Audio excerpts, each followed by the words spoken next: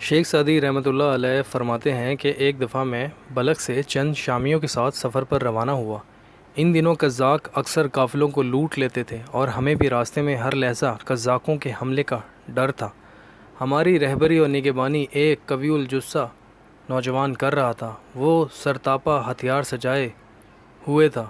جوانی کے زور میں جو دیوار سامنے آتی اسے پاؤں مار کر گرا دیتا اور بڑے بڑے تن آور درختوں کو اپنی قوت بازو سے اکھاڑ دیتا تھا۔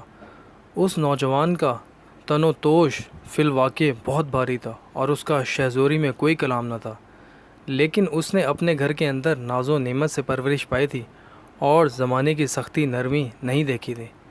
اس سے پہلے اس نے نہ کبھی سفر کیا تھا اور نہ اس کی آنکھوں نے کبھی شہ سواروں کی تلواروں کی چمک دیکھی تھی، اور نہ اس کے کان دلاوروں کے نعروں اور جنگی نکاروں کی آواز سے آشنا تھے۔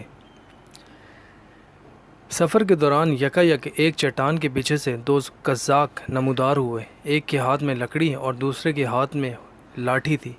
انہوں نے ہم سے لڑنے کا قصد کیا تو میں نے اس نوجوان سے کہا، دیکھتا کیا ہے، آگے بڑھ اور ان کا کچومر نکال دے۔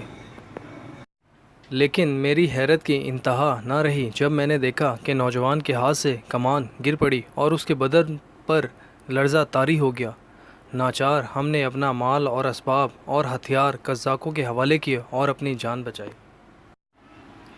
اس حکایت سے ہمیں یہ سبق ملتا ہے کہ تن کے مضبوط ہونے سے کچھ فرق نہیں پڑتا، اگر دل مضبوط نہیں ہے تو انسان کبھی بھی بے خوف نہیں ہو سکتا۔